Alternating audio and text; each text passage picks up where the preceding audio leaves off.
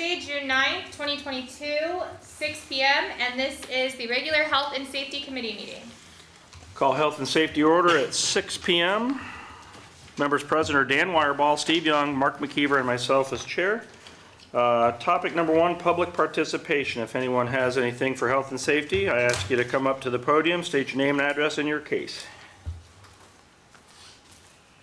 Jim Richardson, 316 River Street. I'm here on a legislation or resolution or whatever it is that you talked about Tuesday night on removing the no parking on River Street. Now, if you don't mind, I'd like to use this monitor over here. It shows River Street from Tiffin to Sandusky. That has been no parking on the north side of that street since 1969. Jim, will you step up to the podium, please? Oh, I'm sorry. So we can hear you. Everybody hear you. Okay. That's been no parking since 1969. I was told that a resident that lives on that street wants that removed because they have no place to park, which is wrong. Everybody in that block has off-street parking. The house at 322 has a driveway, has a garage. They are able to park off the street. Now, the reason I'm here is because technically that street is a hospital access street for the ambulance and the fire trucks. Just about every night I get woke up from ambulances coming from Heartland. That street is used by the sheriff, police department for a quick cut to come across to go up Tiffin to get into that vicinity. When they plow that, when there was people parking there when they weren't supposed to be parking there, it screwed up the roads because the cars were in the way. I'm asking that you do not repeal the no parking on the north side or the south, because there is way too much traffic on that. We have school buses that come down that street. There's no way as 2 school buses are going to pass each other going down that street. The delivery trucks for the schools, delivery trucks for the hospital, and delivery trucks for the medicine facility up on Hill Street. That is a very, very busy street. Ever since they closed Hill Street for the new hospital rendition, that street has become a major highway. And I don't feel that that no parking needs to be removed. Seriously. Okay. It's a very important street. I've lived on it for 16 years. I have had trouble with the Bratwurst Festival. The Bratwurst Festival blocked that street up one day when there was 2 emergencies going on. The ambulance weren't able to get to the Plants Way to get to the hospital. It's been nothing but congestion. And that's why I have always said something to somebody. There's been reports, I've asked about it. It always seems to get brushed off into the air. It's just like Waycraft. They park out there, they've destroyed that sidewalk. They park along that street. Now, if SCAT pulls up and they're going to do a temporary drop-off, that's one thing. But to park there all the time should not be. I've come off of Sandusky in the wintertime, and that's because there's a drop and an angle, and if the city doesn't stay on top of that and keep that clean, there has been accidents there 2 or 3 times from people sliding into vehicles that were sitting there. I would advise you people to think about the safety of this town again. It's not about my personal vendetta or anything like that. It's just that I've seen so many things on this street, and parking on that street should not be there for safety reasons only. Okay. Thank you. Jim, just so you know, when we get to that topic, I'll address some of your concerns. Okay. And if you have more to say at that time, I welcome you to do that. No, I pretty much said it all. Okay. Okay, thank you. Thanks. Any other public participation for health and safety? Hearing none, we'll move on to our first topic. That is approval of the minutes from your May 19th, 2022 regular Health and Safety Committee meeting. I'll ask for a motion to approve said minutes. So moved. Second. I have a motion by Mr. McKeever, a second by Mr. Wireball. Any further discussion? If not, all in favor say aye. Aye. Opposed, the same. Motion carries. The next topic is a concealed carry that Mr. Robert Taylor had asked us to address. I have sent out some requests for information to various people. I've not gotten all those back, so I would like to table this until our next meeting, if you all don't mind. Do I have any complaints about doing that, Mr. Young? Sure. Mr. McKeever? No. Mr. Wireball? No, that's fine. All right, we'll table that.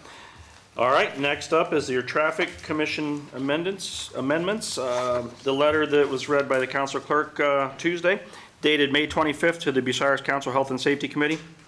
Dear Health and Safety Committee, the City of Bucyrus Traffic Commission would like to recommend 3 amendments to the traffic control map. to remove the one-way alley that runs from South Walnut Street to South Sandusky Street and runs in a westerly direction, and said alley being abutted to the south by in-lot 776 and 777, and on the north by in-lot 774 and 775. Next is to add 2 emergency parking only signs to the west side of Plants Way across from the ambulance bay, and 3, to remove the one-way parking on the north side of River Street from Plants Way to Tiffin Street. Sincerely, Jeff Reeser, Traffic Commission. All right, let's tackle these one at a time. The first one, to remove the one-way alley that runs from South Walnut to South Sandusky and runs in a westerly direction. That is the one that comes out there next to the Iron Stone law firm, Rob Neff's old law firm. The reason for this request was that the building, the house just to the south of that was the travel shop for a while, has now been converted back to a private residence, and people are using that driveway to get to the lawyer's office because they would otherwise have to come around and come from Walnut Street. So that was requested to be removed. The Traffic Commission at their meeting discussed this and had no objections. Do you guys have any questions or concerns on that topic at this moment? So basically, they're wanting to make it a two-way alley. Yeah, it'll be a two-way alley. The next one is to add 2 emergency vehicle parking signs on the west side of Plants Way across from the ambulance bay. It's currently no parking there, so it's not an issue where they're trying to get somebody not to park there. They just want to be able to park a fire truck or a police car there when there's a larger emergency, and a lot of the vehicles make their way to the hospital with the ambulance. The ambulance is going to park in the ambulance bay. This is just to allow the police vehicles and the fire truck to be able to park there. Any questions on that one at this time? My only question is, if you just put a sign up that says emergency parking, if I cut my finger, I'm gonna go in emergency room. Well, this letter is a little misleading. It's actually, we discussed it in the Traffic Commission, it'll be emergency vehicle only Okay. parking. So All right. it wasn't quite worded properly here, but in the meeting it was discussed, and that was the purpose. That makes more The sense. police and fire department both requested that, and that's where that came from. And then the third one, to remove the one-way parking on the north side of River Street from Plants Way to Tiffin Street, as Mr. Richardson alluded to. This was also discussed at length in the Traffic Commission, and police and fire department both agreed, and he brought up the point about down at Waycraft that they were parking on the sidewalk. And so this is just from Plants Way to the west to Tiffin Street. We had a resident down there that has a very small spot for one vehicle only. Her concern was, if I want to have a guest over, they need a place to park. So in that instance, it's not going to be permanently used. I mean, it could be, but the reason for that request was that to allow her to be able to have a guest over is what that request came from. So the committee, or the Traffic Commission, discussed this at length and felt that from Plants Way to Tiffin Street, police was okay, fire was okay, the street department was okay with that. And so that's that. Any questions, concerns, comments on that one? They were okay with the parking? They were okay removing the no parking signs in that area.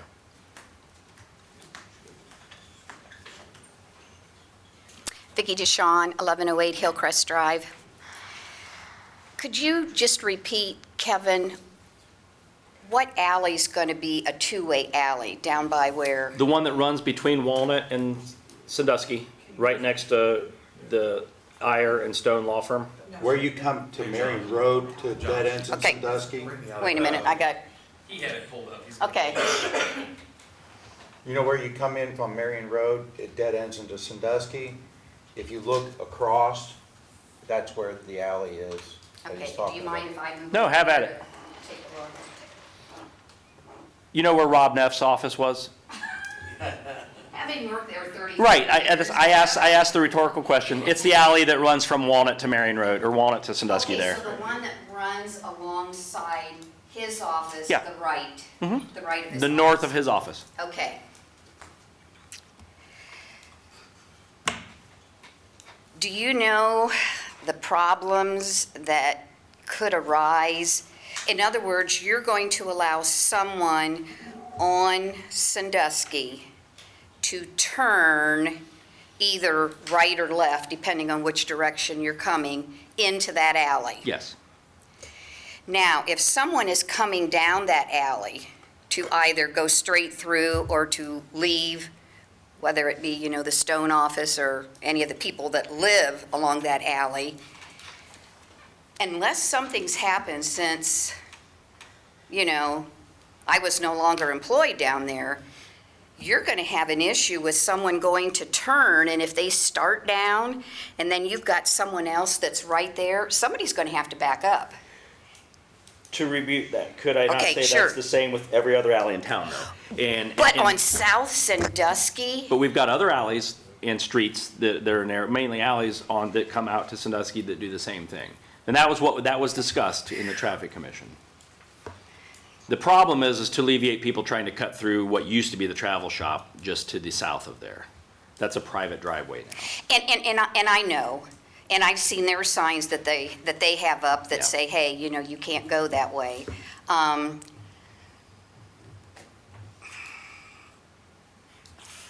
If there would be an accident there because the city is changing it to a two-way alley, who's responsible for an accident that, in other words, let's say I'm going down that alley and somebody's coming towards me and that person refuses to move and my butt of my car is out on Sandusky and I get hit by oncoming traffic coming down Sandusky, From the insurance industry, I can Okay. say that the person who rear ends somebody else is the one that failed to maintain assured clear distance. I'll ask Mr. Motter if he has a better answer or if I nailed it. Your answer is pretty well Okay. the most accurate. So, and again, I think the issue here is, we've got multiple streets and alleys throughout the town. And this one, and we went back and researched, it was made a one-way when that law office opened into that location. And I don't know what the reasoning was, but that's when it happened. and we still have a law firm there. We do. Okay. But we're changing it because of, Yeah, they requested the change. okay. Well, like I say, having worked down there for 33 years and seeing the accidents that have occurred right there at that alley, that concerns me, but, that's just my opinion. Thank you. Having grown up on that alley, I thought when they removed the building out back, it alleviated more of what I felt was an issue that I would be worried about with the two-way traffic. because Oh, you when they couldn't see took around out, it. oh, yes, that was Yeah. awful. Yeah. You, And again, we have that on so many Right. alleys in town. yeah, so, okay, thank you. Thanks, Vicki. And I know we're jumping back and forth. So now that you discussed this about removing that no parking, so where are we going from here? Exactly. Well, this committee has been asked to approve the change to the traffic control map, and if this committee approves it, then it goes to full council, where full council's asked to approve it. So right Okay. now, it's been done by the by the Traffic Commission, and that's where it stands right now. I want to ask a question. I've been having issues with that street for years. And I just described the safety and all of the reasons not to park on that street. Now, you say the police is okay with it, the fire department's okay with it, but because one person doesn't want to spend the money and widen her driveway or move her garage back, just because she doesn't have a place to park, even though she has off-street parking, you guys are going to decide to go ahead and let everybody park down that street, which does not have a curb, by the way. And 90% of the people that park on that side of the street, they pull up on the sidewalk. Correct. And just right there, you can see the new sidewalk that was put in that goes nowhere. And nobody has ever parked on that side of the street to begin with. And we've been talking about keeping these sidewalks nice. I installed new sidewalks back in 2016. Then a new sidewalk was put in from 318 over to Plants Way. But you cannot walk down the sidewalk in front of Waycraft because it's destroyed from people parking on it. I don't see a reason for just because of one person that doesn't want to spend the money to have a place to park on their own, why we should put any kind of danger on that street whatsoever, because I'm telling you, it's very busy. And I just don't understand. It's not making any sense. So if I decide I want to close my driveway and I want to park out front, I'm going to come up here and it's done. It's not No, making any it's sense not at done, all. Mr. Richardson. It's being asked to be considered. That's what we're doing right now. Well, I know. We're having discussion and debate on that right now. I know, but it's not making any sense just because the police and the fire department approved it. Well, what, if it's been fine for 50-some years, you know, I'm hoping that everything's going to be decided on a logical point of view and safety, because that street is a mess. If you stayed there one weekend, you know what I was talking about. Let alone the high school students that fly down through there, the high school students that walk through there. It's Dragway 42. I was going to come up here and talk to the traffic commission about putting speed bumps in. It's ridiculous. It is a bad street. I'm begging you, please, use your common sense on this. Just because somebody doesn't want to spend the money, we got to put up with danger? Thank you. Jenny Vermillion, 515 Hill Street. I live in that area as well, and that house, their driveway is accessible to park in as well as out in front. They do park on the sidewalk quite often, but their driveway, they usually have cluttered with garbage cans or whatever, impeding any kind of parking. So I don't know whether you guys went by it and looked at it, but she can park in the driveway. And if she has guests, I'm sure the people across the street in the apartment complex, if asked, would not mind.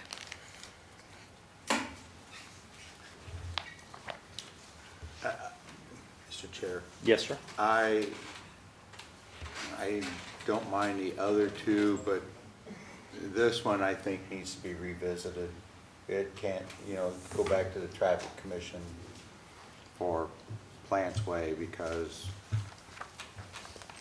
I don't see why we should, if there's that much traffic there, I don't live there, and Mr. Richardson's lived there 16 years, so Yeah. he's not gonna come up here and, Understood. I think the way that I had it, and Jim, correct me if I'm wrong, the way it was explained to me was it's been on the traffic control map as no parking, but the signs were never there, so the parking was allowed to happen and never was enforced. Am I correct? No, I'll explain to you what went on. I live in that trailer at 318. Mr. Martin, at the time, I don't know who lives there now, he lived at 320, and then 322 that we're talking about with the parking problems. Here's what happened. People would come in and assume that there was no parking on that side. Why there was never no signs? Me and Mr. Wagner had a discussion about this when he put those 5 signs in that 900-foot strip. I said they should have been put on the north side because that is no parking. Because Mr. Martin, when he lived there, he would have people park there and go to the neighbor's house to party. And he was always constantly calling the police and having them get out of there. We had people that got stuck in that front tree lawn On the north side? on the north side. But were there There no never signs was at some point? signs. Yeah, and I think that was the point that I was just trying to make, was that it was always on the map that it was no parking, but there were never any signs there. But there was an ordinance of no parking on the north side. Correct. That was created in 1969. That was confusion. Even Mr. Martin at the time, when I first moved there, wanted to come up here and have signs put up, but nobody ever got around to it. Those signs should have been put there 50 years ago, Correct. okay? And that's what I'm saying. That's what all the confusion was about. My neighbors to me where Mr. Martin used to live, when they first moved there, they had friends coming over, and they were just having parties, and they were parking out front. This is during the winter. They were getting stuck out there, and we'd have to call the police. Police come in. You gotta move them. No parking on this side. Yeah. Okay? So that was the biggest problem right there, was most of us old people that were living there, we knew there was no parking on there. But when you had new people moving in, then you always had a cluster of some sort. So that's why I'm saying, and that street is not that wide. It's only approximately 18 feet, I believe. Like 22 feet's what we measured 22? when we talked Okay, about it, if I well, remember correct. that So you're all depends close. where you measure it at. Because if you look right at Tiffin Street, it's wider up there at the opening, and then it gets narrow down there at 322, then it stays narrow all the way through. So it all depends on where they measured it at. Sure. And how they measured it. Approximately, I've been there 16 years, approximately 14 years ago, it was on the table, that street, because I believe it was Mr. Rostesh I was talking to, they were talking about putting in curbs, which has been needed for a long time, but the issue was the curbs were going to be where the hydrant was going to be and where everything was going to be, and they realized it was going to be very costly to do that. They wanted to widen that street because of, the main reason was the high school. Because there's so much traffic from that high school that comes down through there. And it fell by the wayside, and the only thing that happened was repaved, thank God, because there was holes in there big enough to bury trucks in. So they repaved it, and it was just left alone. Signs were never put up because there was never really an issue, and an issue wasn't brought up till now. Or when I come up here and complained about the 5 signs down the 900-foot strip on the side, nobody's ever parked. See? So that's why we're having this discussion now. And I'm sorry that she bought that place. She's got off-street parking. She's gonna have to spend a little money. She can make an additional parking if she needs it that bad. I don't know. You know, the other 2 houses here on the corner, they have additional parking behind their houses. Now, she can't get to her back lot, but There's no access, right? no access Okay. to the back whatsoever, because beside my place, used to be an alley, and then my property acquired that, and that alley used to go up and behind, right where those driveways are, and that all got closed off. But unfortunately, that house is it's dead bird laying there. So, I'm sorry she's in that predicament, but I'm looking at the safety, and like Mr. McKeever said, I've lived there for 16 years, lost a lot of sleep from sirens, idiots driving through there, drunk drivers, police chasing drunk drivers. That's the quickest cut across town right there. And oh man, it needs to be widened. I wouldn't care if it did away with my sidewalk. That's how much wider it should be because of the traffic. Thank you. Thanks, Jim. All right, so Mark, to kind of allude to what you said, we can't really send this back. What we can do is we're being asked to approve, or we're being asked to request legislation to either approve or disapprove of these things. And so if we approve the first 2 and not the third, we would just request legislation asking for the 2 and nothing on the third. It's in a 90-day trial right now in the Traffic Commission, so if we do not approve any legislation, then at the end of that 90-day trial, or sooner if the Traffic Commission feels the need, then they would just put the signs back up and return it to no parking. If we do any legislation, I don't want. Well, are you making a motion? Yeah, I'm making a motion. And your motion is to, Accept the other 2 changes, the one-way alley and the emergency parking on Plants Way, and no legislation for the one-way parking all right. on River Street. I have a motion by Mr. McKeever to remove the one-way status of the alley between Walnut and Sandusky and to allow the addition of 2 emergency vehicle parking signs on Plants Way. Do I have a second? I'll second that. Do I have any discussion? If not, all in favor of requesting this, Mark, are you requesting this as regular or emergent? Does it need to be emergency? I don't believe so. Then, no. Okay. Regular. All in favor, say aye. Aye. Opposed, the same? All right, that motion carries. We requested legislation. The railroad bridges, we're also gonna table because I don't know exactly what Ms. Sherrick wanted us to discuss or address. I know that in the service director's report Tuesday, we got an update, so that may have been all she wanted, but we'll leave that on there for the following meeting to see if there's something else she wanted. Your next one is the letter received from Bratwurst Festival dated June 6th.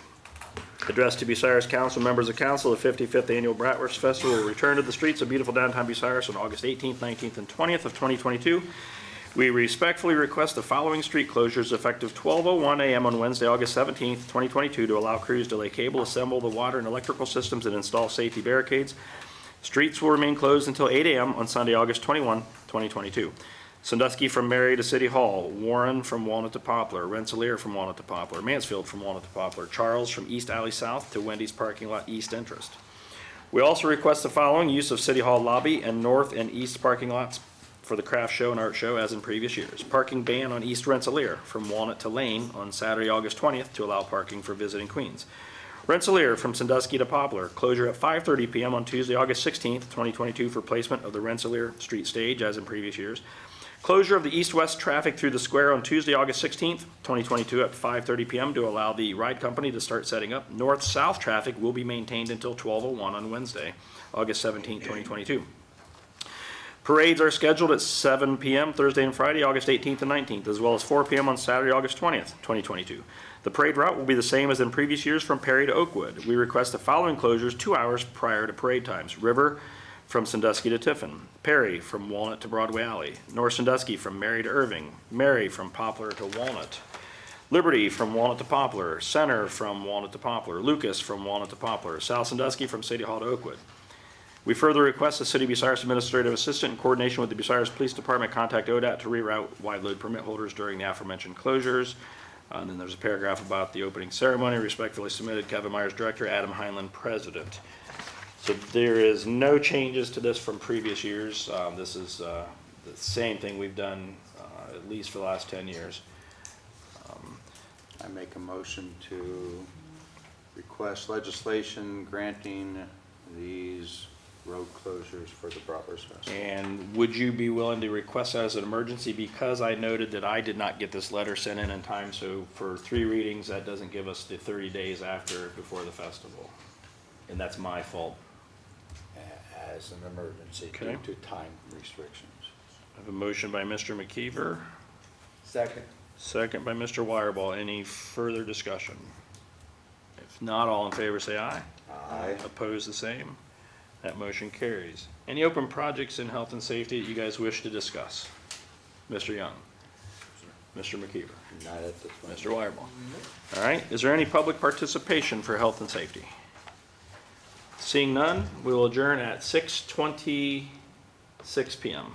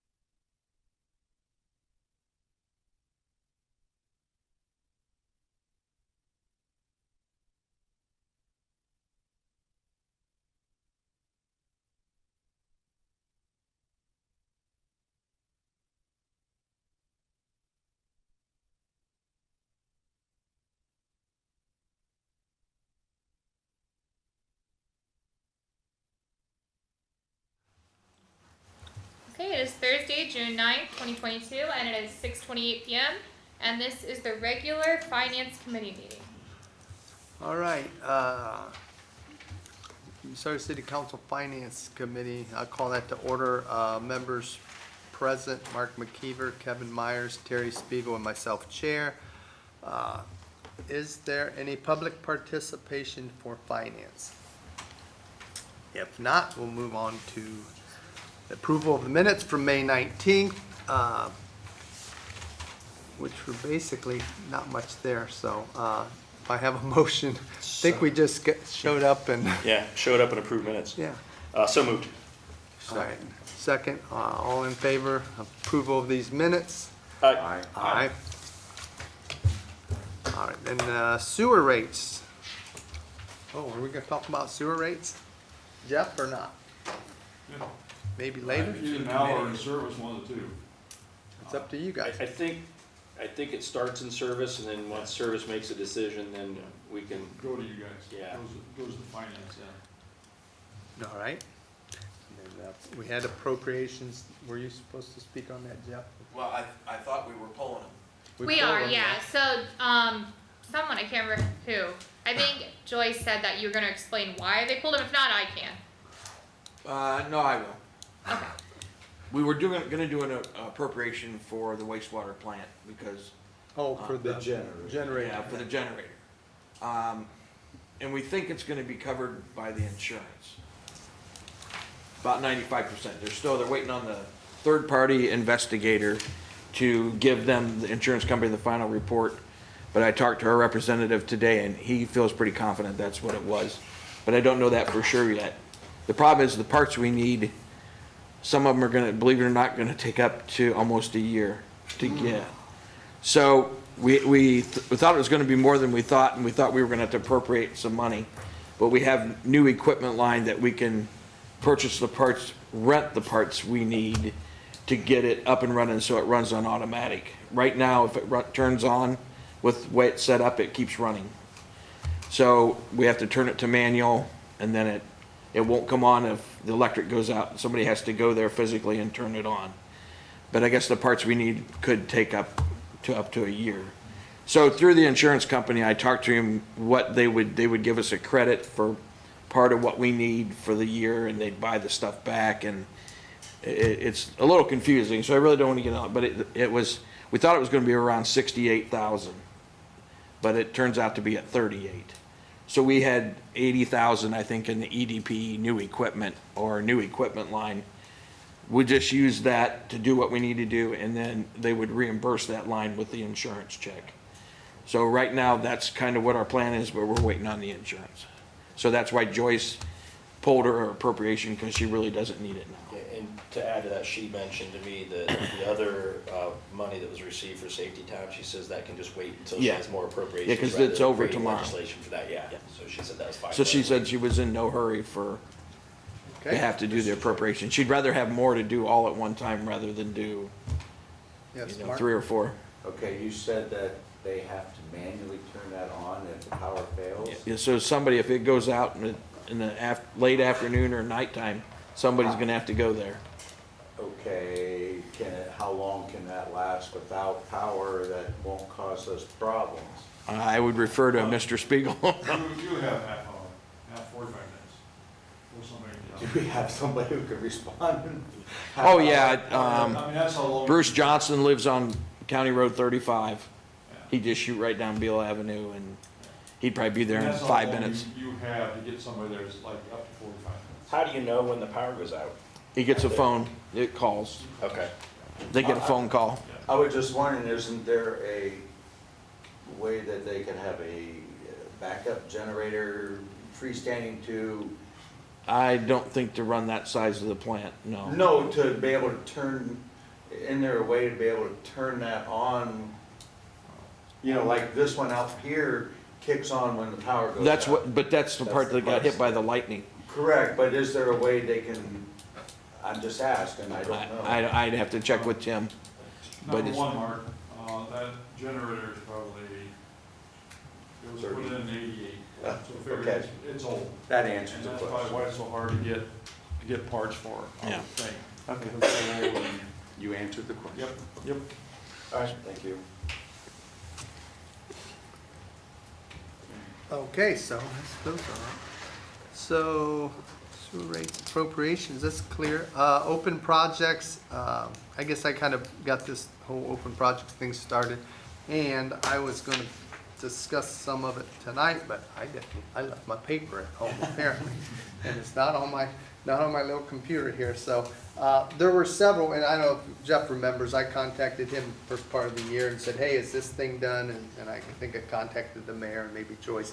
So I got 3 or 4 that I know have to come off that list, I've already, and then, so if I get a hold of that, maybe I'll send it to you guys, and then we'll have a couple weeks to look it over. I think that might be the easier way than trying to hash all this out, so. Okay, so that's that. Was there any open projects you wanted to discuss? Okay, any public participation for finance? All right, with that, it looks like 6:35, I will adjourn.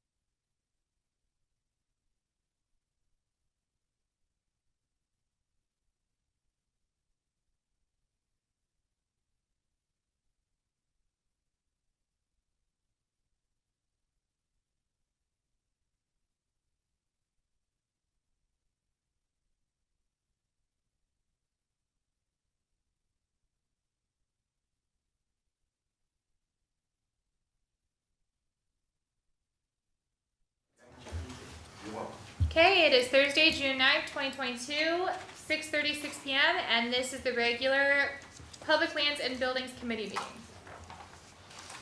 Okay, I'll call the Public Lands and Buildings Committee to order. Kevin Myers and Brenton Potter and myself as acting chair. Aaron is absent.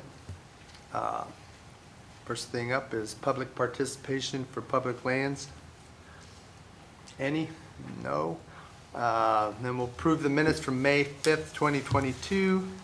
There's quite a bit on there, so, but I think it's all pretty, I didn't see any. I'll make a motion to approve. Second. Okay, all in favor? Aye. Aye. All right, and then, Nevada Waterline Project, oh yeah, purchase or lease land. Oh, yeah, it's the big one, let's hear about it. Well, the good news is it's gonna be short, but, Okay.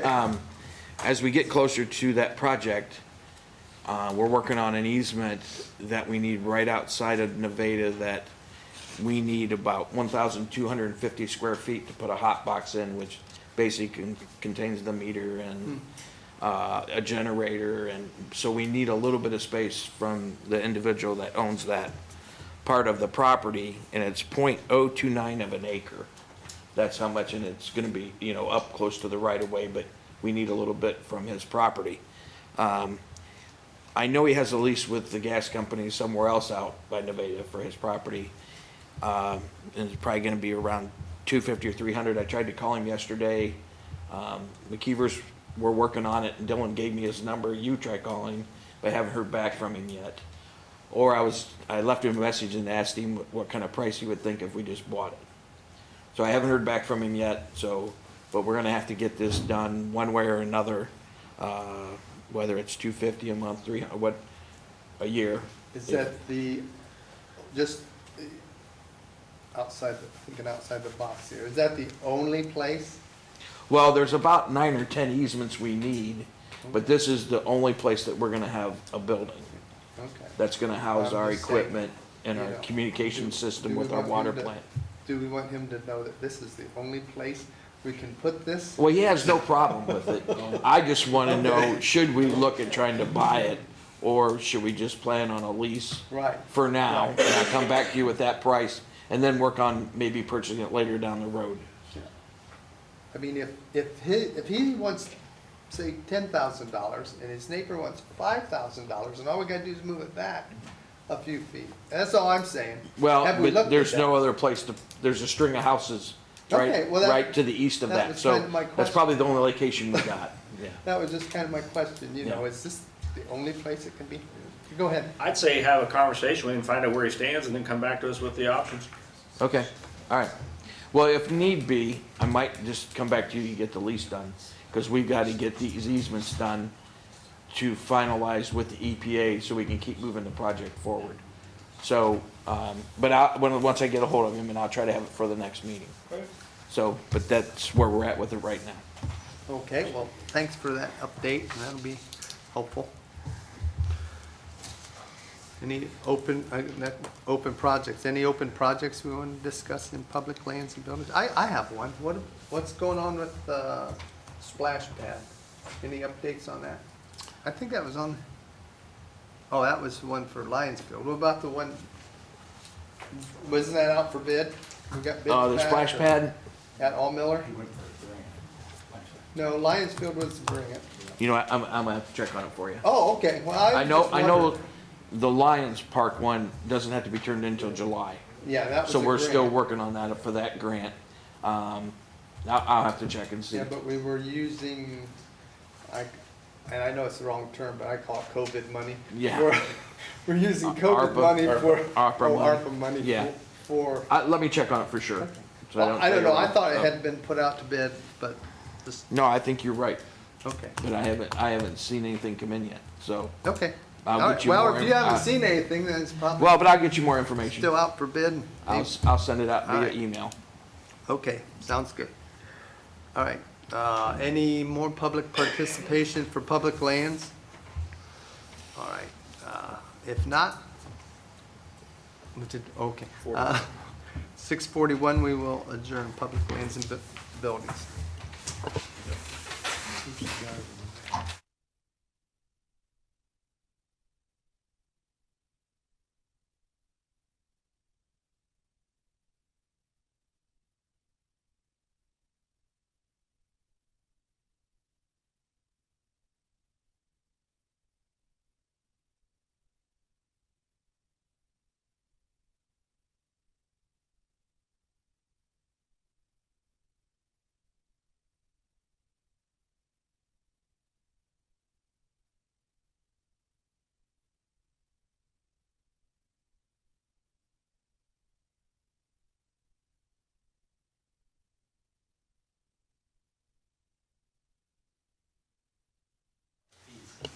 Yeah, oh yeah, I know.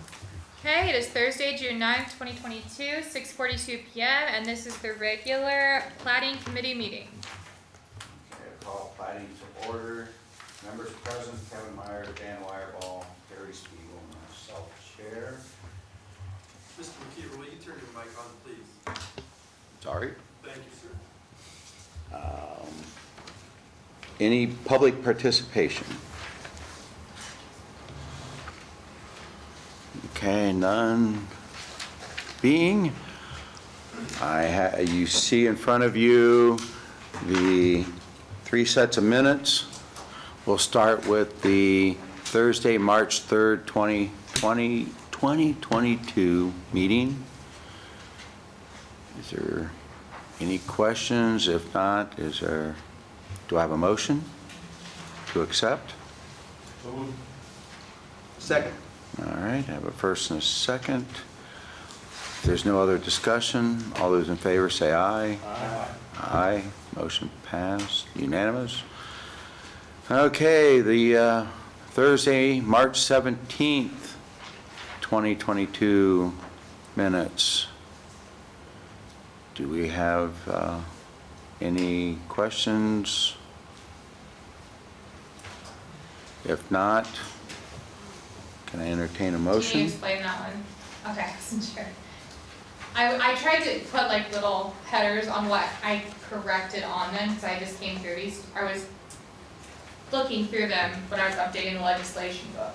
And in the approval of minutes, I had accidentally put March 17th instead of March 3rd as the approved minutes. So I put the actual date that it was rather than the date that we were approving on the March 17th one. If that makes sense. Oh, up there okay. At the corner, in the corner. In the corner? No, well, there and also, that's the notes, she, in number 2, approval of minutes, that's what she's, Yes, I already corrected them, I just put at the top what the correction was. where she wrote in here, minutes were presented for March 3rd, 2022, regular plating.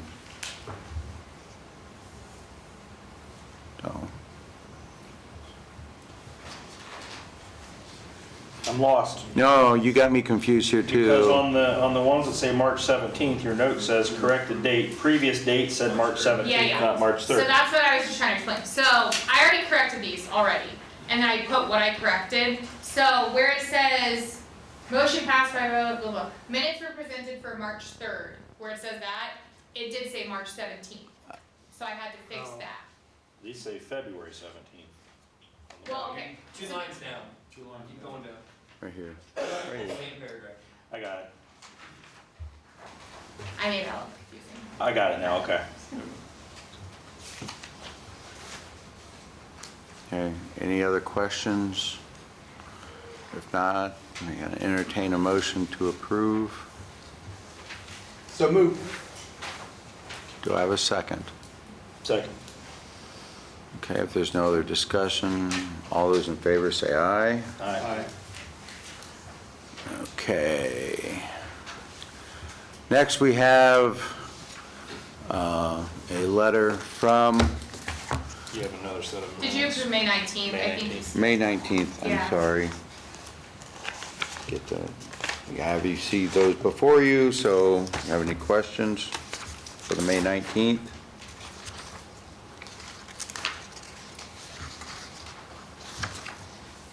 If not, all those may entertain a motion. So moved. Okay, have a first and a second. If there's no other discussions, all those in favor say aye. Aye. All right, motion passed.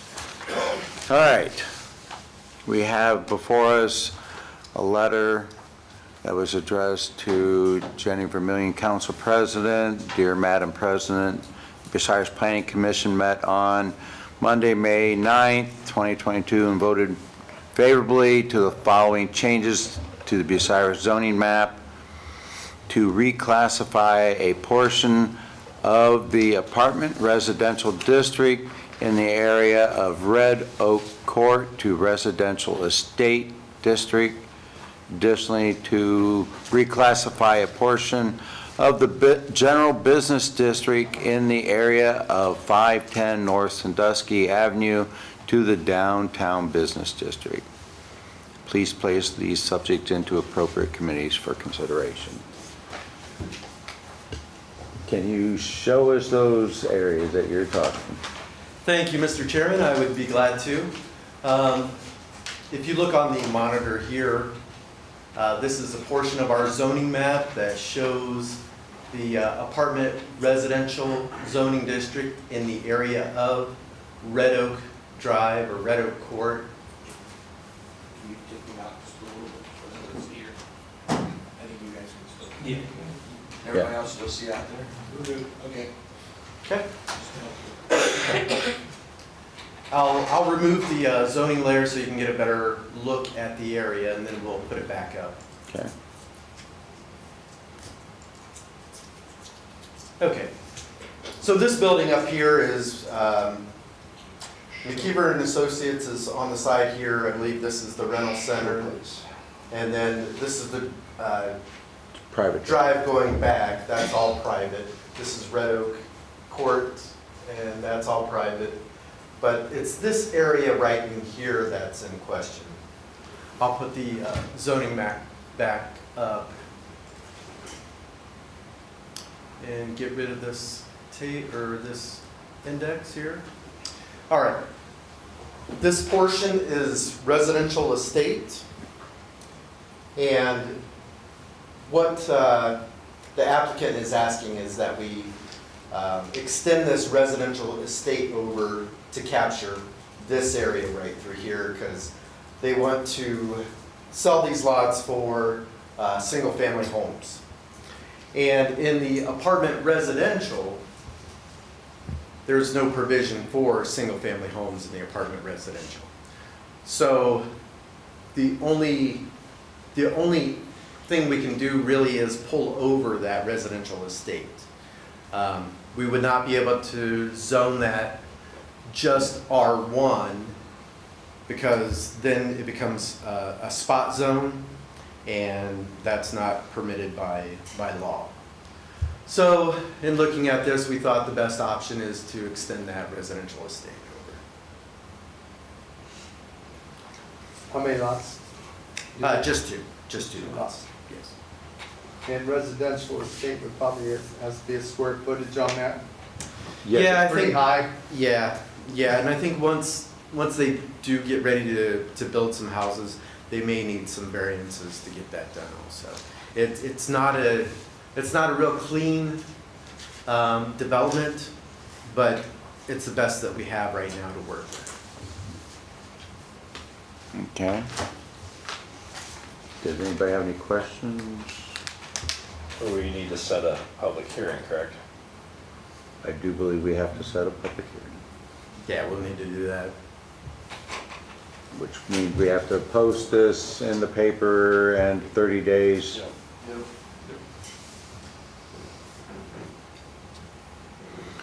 Okay. Get your calendar. I think usually we like it to be about 6 to 7 weeks out. That gives our office time to prepare all the letters and documentations, and allows the law office to prepare the draft legislation to be posted in our office for anybody to examine. You want to do it before the August 9th council meeting? Yeah, I say, because That gives you 8 weeks. that gives us 8 weeks. Is August 9th, is that the, No, we can do it on like August 9th That's because, a Tuesday council meeting. no. Where's your Tuesday? Forget, August 2nd is the first Tuesday. August 2nd?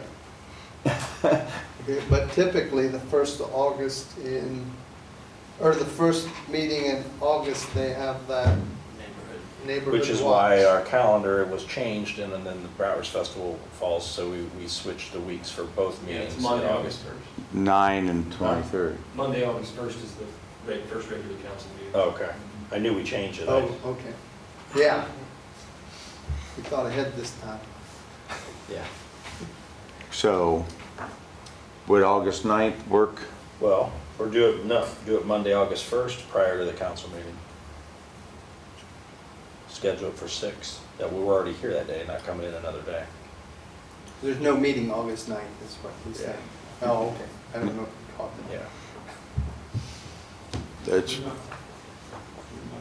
would that give you enough time, John? Absolutely. I like Yep. 6 PM on Monday, August 1st. Okay.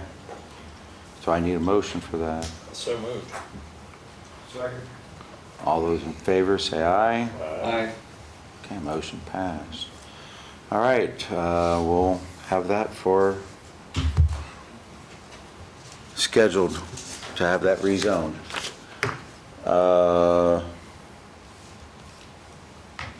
Is there anything else you got, John, for that? Not for that specific. But we got the district. North Sandusky. Yep, So, that we can speak to. Okay, here on the monitor, we have our portion of the area of North Sandusky that's in question. So I will remove the zoning map layer.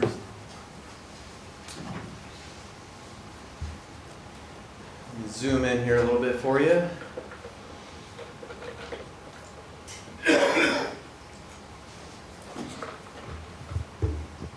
So here you have the former Good Eats building that's been demolished. And then over here is the ice plant. So the area in question is kind of this area right through here that's right near the river and adjacent to Harmon Park. And this would all be zoned. We would be extending the downtown business district. And let me pull the map back up for you.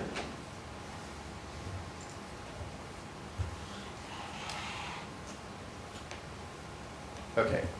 Currently, it's zoned general business. And in the general business district, there's no provision for parks or playgrounds or any of the like.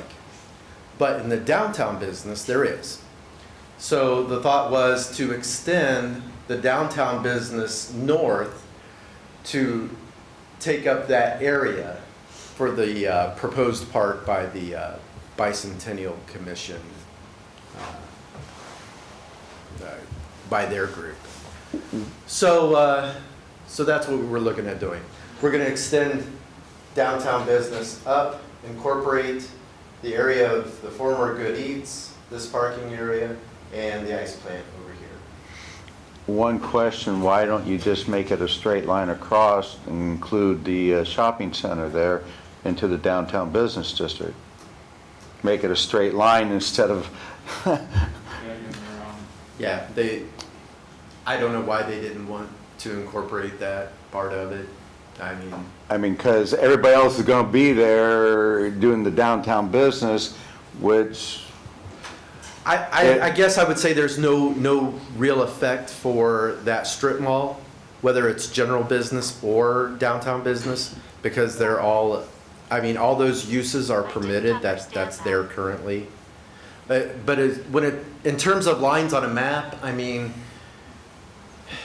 I don't know that it matters that much. Well, I'm just saying, if a future business wants to go in there, that would be a microbrewery. We have that as the downtown business district with, when the DORA gets implemented, we could include that area because that's the only place that would have a possibility of a microbrewery or something going in there. True, but I don't know that the DORA is zoning district specific, which I don't believe. It was just a question. Yeah, of course, that was what they applied for, and that's what this meeting's all about, is to have that discussion. For me, as your zoning administrator, the lines on the map, as long as they follow parcel boundaries, that's what I'm concerned with. Whether or not they're straight across or what have you, doesn't matter to me. And in this case, all those shops, again, they're zoned general business, and typically your general business district is your most inclusive district of commercial activity. Okay. Aside from any industrial activity, which obviously that's not going to be taking place here. Okay. So it could go either way. Anybody else have any questions? Just add that to the same public hearing. That'd be fine with me. Please do. I need a motion. So moved. Do I have a second? Second. Okay, if there's no other discussion, all those in favor say aye. Aye. All right. Thank you all very much. We will have that, both of them at 6 o'clock on Monday, August 1st.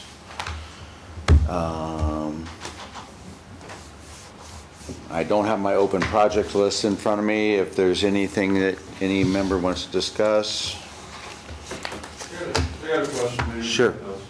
The land up there on, where the old school was, north end of town, what's the status on that? Are they gonna put houses in that area? That's what I'm under the understanding. Yeah, I don't know how many lots they're gonna have, but that's, There were Cruise- 5 lots Cruisley there, School, and there are yes. 3 or 4 signs there that say Clayton Homes. Okay. You haven't had nothing on them when they're gonna start, or, because I've had people ask me that live behind out on Forest. Whatever it is. No, to my knowledge, they have not sold any of the lots yet. Okay, So I have not been made aware of any development activity. Okay. I haven't applied for any permits as of yet. good enough. Thank you. You're welcome. Okay. Any public participation? I just need a question, but I'll come up anyway. On that public hearing for that zoning change, when will that be, do you know? August 1st? August 1st to 6 p.m. 6 p.m. Monday. Thank you. Okay. If there's no other public participation, I will adjourn plating at 6:59 p.m. Mics are up.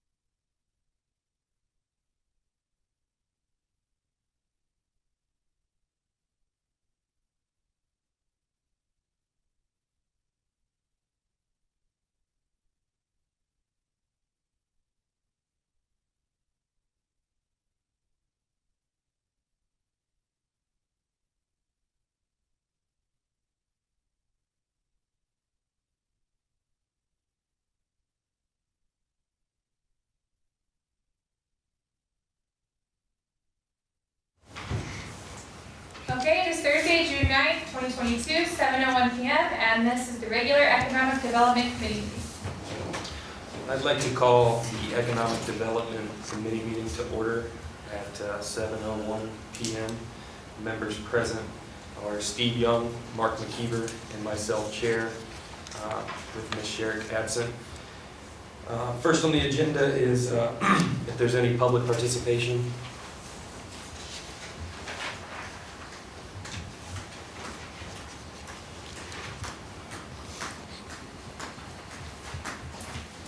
Vicki DeShawn, 1108 Hillcrest Drive, Bucyrus.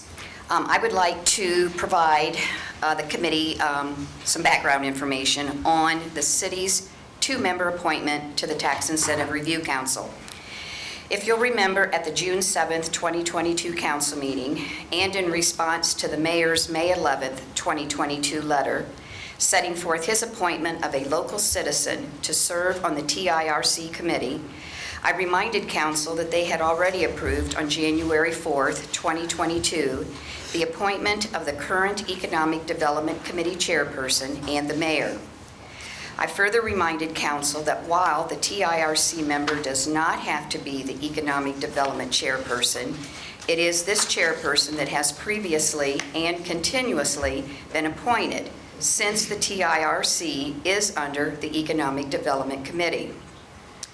The mayor stated that he did not recall it was traditionally the Economic Development Chair that served on the TIRC committee. I did some more research and I found the following. The city mayors have been appointed to the TIRC committee for years 2002, 2003, and 2008 and thereafter. On January 3rd, 2006, the Economic Development Committee was established. Beginning in 2010 and continuing thereafter, the Economic Development Committee chairperson has been appointed to the Tax Incentive Review Council, serving along with the mayor.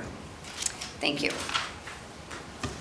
Yeah, so to elaborate on that a little bit, I don't remember if it was Ms. Conley or Kelly Patterson from the mayor's office that had reached out to me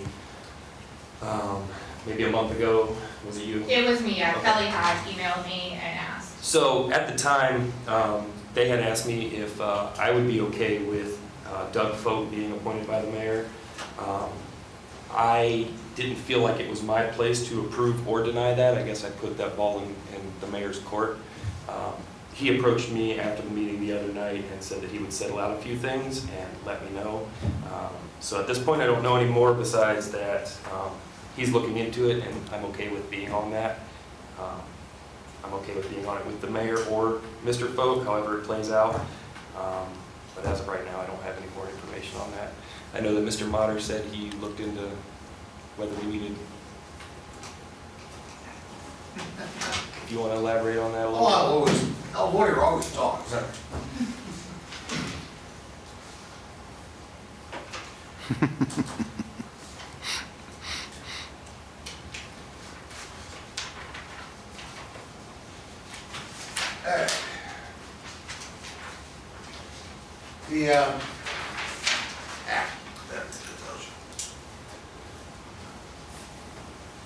Is this mic live or do I have to go somewhere else? Yep, that's good, Mike. Okay.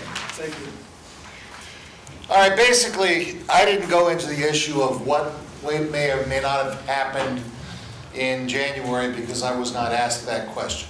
I was asked generally, what does the statute say? What is the interpretation, basically, that was established, that was raised? And to do that, I looked up 570985, which is the statute that was quoted by Vicki concerning this. Basically, the statute clearly reflects that the mayor is the one who can appoint those two representatives. And it says, with the concurrence of the legislative body. So in English, what that means is the mayor is the one who makes the recommendation or makes the appointment or makes the, and the council can agree to it or not agree with it. They don't have to pass a resolution because it's not part of the city's, the legislative's duties that are set forth for resolutions. This is a separate entity.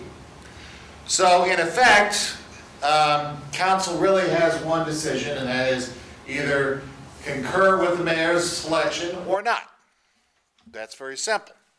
And so my opinion is that the appointment, with the mayor makes the appointment of who he wants, then he would be submitting a letter to the auditor along with possibly a copy of the minutes that acknowledge the council did concur with the appointment, would be the way I would probably deal with it. Not a resolution, which is actually a formal decision by the part of the council making its decision. So that was what I understood the question. Now, is there additional questions you want me to go into? Okay, thank you.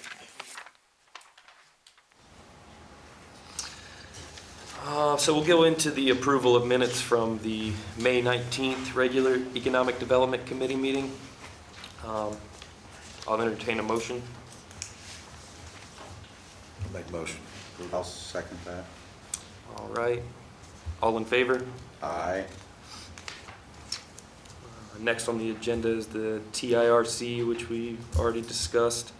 I don't have the open projects list in front of me either, but if there's anything you guys want to discuss tonight. Steve? Not at this moment. No? All right. Lastly, if there's any additional public participation, you can approach the podium. Seeing none, we will adjourn at 7:08 p.m.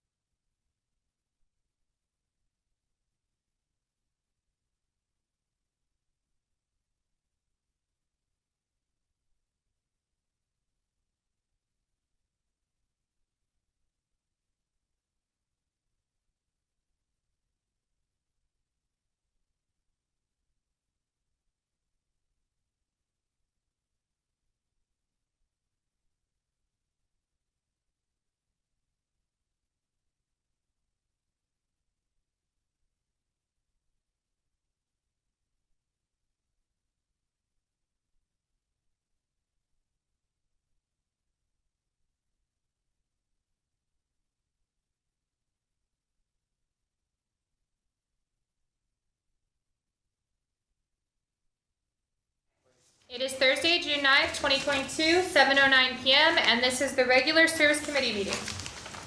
Okay, I'd like to call the Service Committee meeting together to order at 7:09. Members present are Steve Young, Brenton Potter, and myself. Ms. Sherrick is absent. We'd like to have anybody from the public to go ahead and do public participation at this time.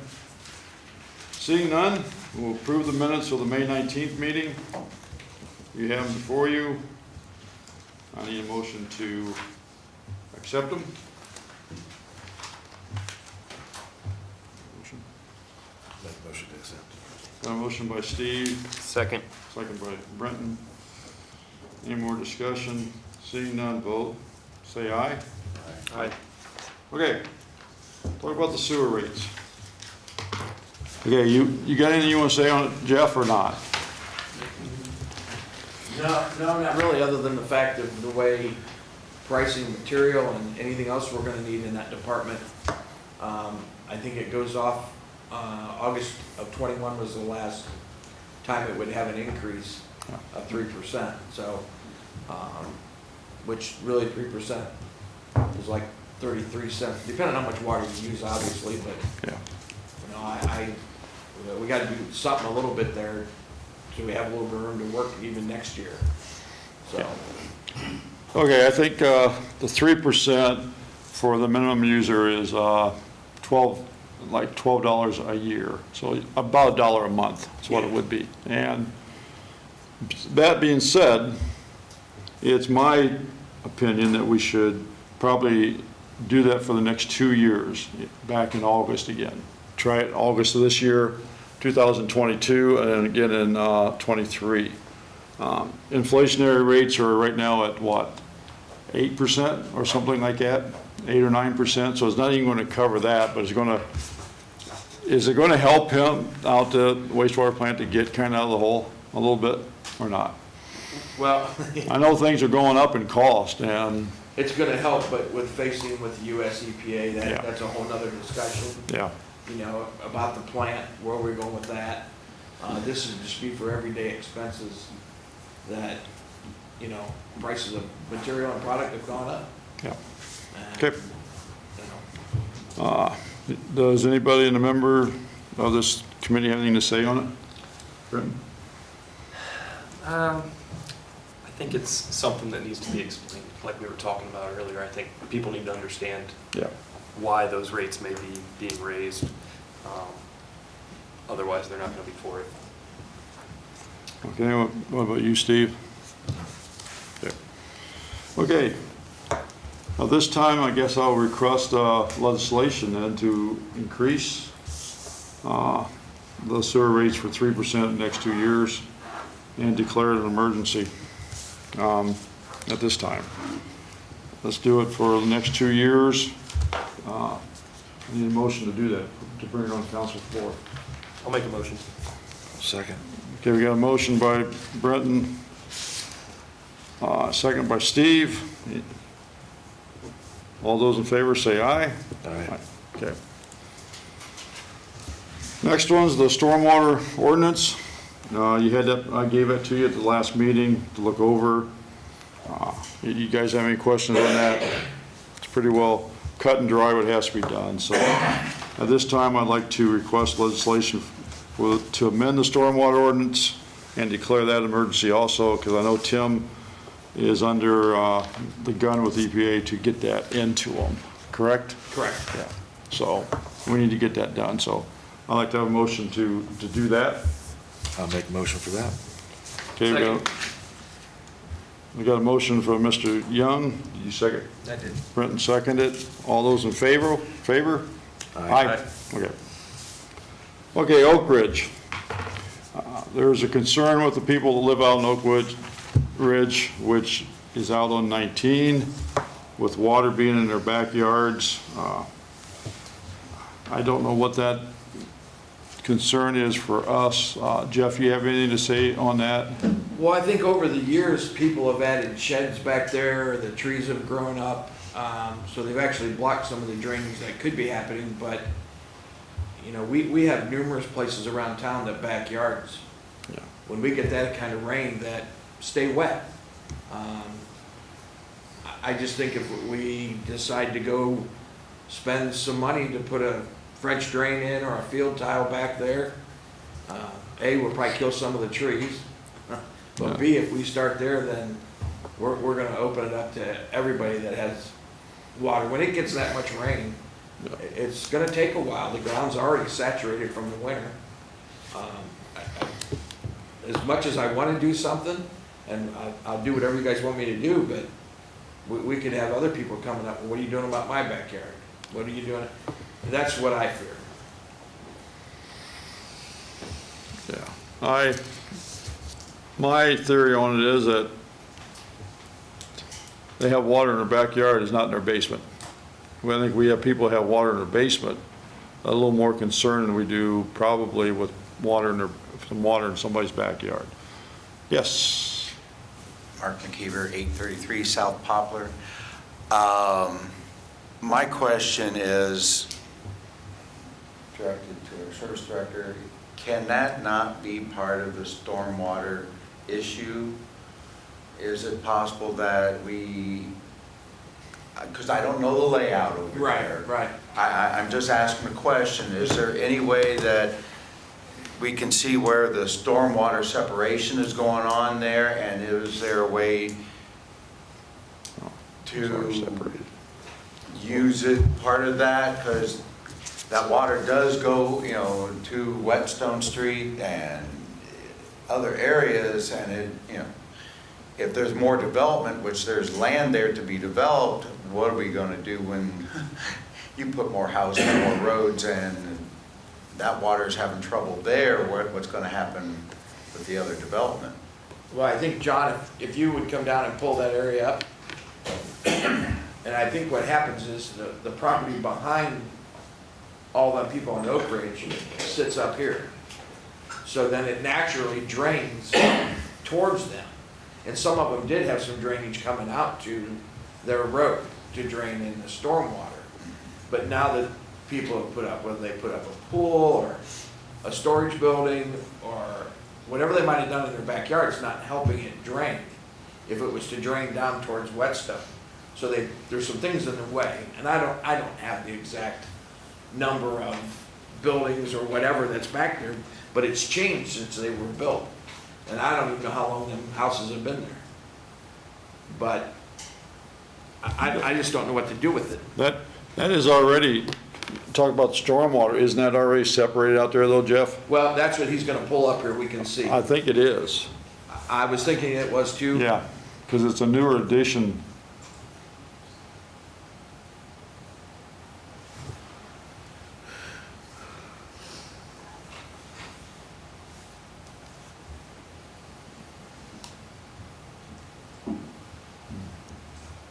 I'm glad you're enlarging that. Yep, we'll get it set up here.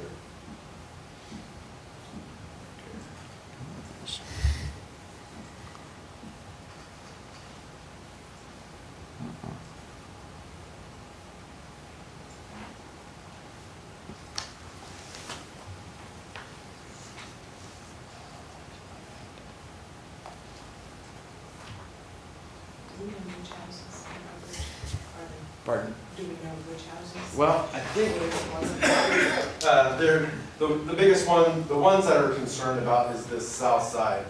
This area and through here is where we get our complaints.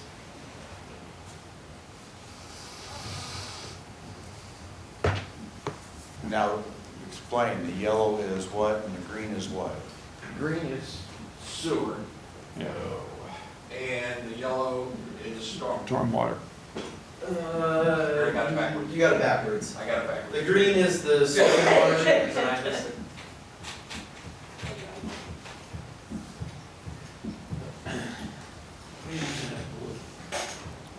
Oh, that's the So one. all the stormwater takes out is just on what's on the street. That's Yeah, correct. yeah. Yeah, Doesn't the take green out of is- the yards. Green is storm and, Yeah. the others is sanitary. So I can bring it this way. I think it's right in here or in here, there is a drain in somebody's backyard that takes it to the road. That's the only one that I know of. So as you can see, there's a building there, you know, all these trees have grown up, and I'd have to go out there and physically look to see what's all back there. And I suppose we could have McKeever shoot the elevation just to see if the natural flow could be towards Whetstone Street. My question is, with this, those green squares there that are attached to the, is that a line separate of the sewer? Which one's which? Yes, it should be separated from the sewer, So correct? there's two lines there on the south side of the street, a sewer and a stormwater. Correct. So could we find out what it would be? I'm just asking a question, that the people that live there, because that's 1, 2, 3, 4 houses that it would, could they possibly find how much it would be to run a line from their yard to that stormwater? No, that they do it. I'm just asking, is there a possibility? I understand what you said, Jeff. We can't go and, if we do all their yards, then we got 30, 40, 50 other areas that we would be hit with that have water retention. Mr. McKeever, I think technically the land slopes south, so to get from their backyards to up, you'd be going uphill to catch that catch basin out front in their front yards. So I think what the city would have to look at eventually is the catch basin and the storm sewer line that's on, what is that, Whetstone? Right down here? Yeah. And somehow being able to tie into this eventually with some sort of storm line. But that could be years down the road. But they could all go together and run it down the back of their yard, down to Whetstone, as long as the capacity's there for it to take it. Yeah. You know, like a French drain or a, No. or a That's appropriate farm tile. I mean, and could we look into that to offer them that type of solution to say, you know, here's the cost that would be for you for, at your expense, if you all would go together, this is how much it would be per property to run a line over to that. Would we be able to run that drain there on Whetstone north to the property line? Yeah, I can get with McKeever and Jeff Dunn, and we can check the elevation and the capacity and see what we need to do to get it to that. That's, in my opinion, that's gonna have to be a pretty big tile. That's coming down off that field, right? Correct, that is correct. Yeah, Yes, sir. and it's come down, and there's a, if Jeff said there's a drain right behind that, one of those houses, There's just a small one. yeah, But which was probably there to control what's coming down off that field when the houses weren't there. But now it's open, and the flow down through there is they're gonna need, it's probably gonna at least need to be 16-inch line, wouldn't you think, to get that water out of there? Well, And then you're going to overload Whetstone Street with that, I think. I'm just asking if we I can know, have, I know. to find some possible solution and show them this is what it would entail. Well, they could, McKeever's could put it together to look at it and say, this is how much water this is generating. Yeah. And they would be able to tell us how big a pipe they would need, and then whether or not we can handle it Yep. down on Western Street. Yeah. Could we do that to get something so we give them some information and? Yeah, we can do that. I'm just asking the. But sure, I mean, if Jeff can do that with McKeever, Mr. Chairman? yes, coming up the mic, Yeah, my please. memory serves me correctly. The problem you're faced with is, when we start dealing with stormwater, we've got the EPA people that get really grumpy with us when we start flooding our stormwater systems with what is basically, Field water. yes, and the problem with that, I'm not saying you can't do that, but the reason that they went through the situation of building those retention ponds at the insurance company and a couple other places was to avoid the fact that we're swamping our stormwater system when we have those major rainfall storms. So one of the concerns would be that before we promise something like that, we can have them run the figures, is we'd have to make sure they also complied with not swamping our system out because of too much water going into the Yes. stormwater system with field water. Yeah, thank you. Also, question, maybe you know, John, is that water coming down from there in a different water plane? Would that go south to the Sandusky Little River? Scioto, I mean, yeah. to the Ohio River? Yes, So we couldn't put eventually that it in does. Whetstone? Yeah, what you're referring to is the Continental Divide? Yes, And, yes, and north of that does go to Lake Erie. yeah, And this portion here would travel south to the Little Scioto and then on to the Ohio River. so that goes into Whetstone, does Whetstone Street go into the Scioto River? Yeah, Yes. that line Okay. heads over, I think, if I remember right, Don, you correct me. Toward Baja, correct, Okay. yes, sir. Down that way. Yes, Okay. sir. That's what you gotta be careful of too, but I think we'll go with that right now. Jeff, you get see what McKeever, run the elevations, just see what it is. Then they can report back to us. At this time, we'll table that for now.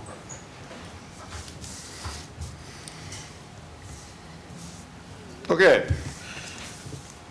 Okay, anybody here on this committee have any open projects they want to talk about? Right now, the only one I think we need to look at also, and maybe Jeff can elaborate on this one, is the garbage rates. Jeff, do we have to increase those also, you think, for this year, or not? I'm gonna let you be the bad guy. Well, that's up to the committee. Yeah. Sorry. John took my mic. I did. Well, I think it's something that we should be looking at because we've already cut into the replacement fund by 50 cents, so we would need a new truck in, I don't know, I think there's 7 to 10 years that's what they last. We've cut that in half and moved it into our fund to use for everyday expenses. So we're by far way underpriced on our refuse charge than anybody around us. I think the cheapest one I found when we looked, it was around $19 and everybody else was 20, 23, 25. And we're at 16. So I think we really need to look at that because we've been at that for a couple of years or 4 years. I can't remember how far back it is, but it's going to be the same in every fund. We're going to have to look at every fund with the prices of what even gas and our fuel that we're going to be using. We'll probably run out of that line item here by July or August with the price of fuel that it's went to. Okay. So I don't know what that amount is. I can bring something back to you that we think would work at the next meeting if you'd like. I think we need to do that at this point. Now I'll get with the auditor and Okay. we'll sit down and see where we think we're going to be and we'll go from there. Okay. Does anybody else have anything? Anything, Steve? Anybody else in the public have anything that they want to say? Okay, seeing none, we'll adjourn at 7:29.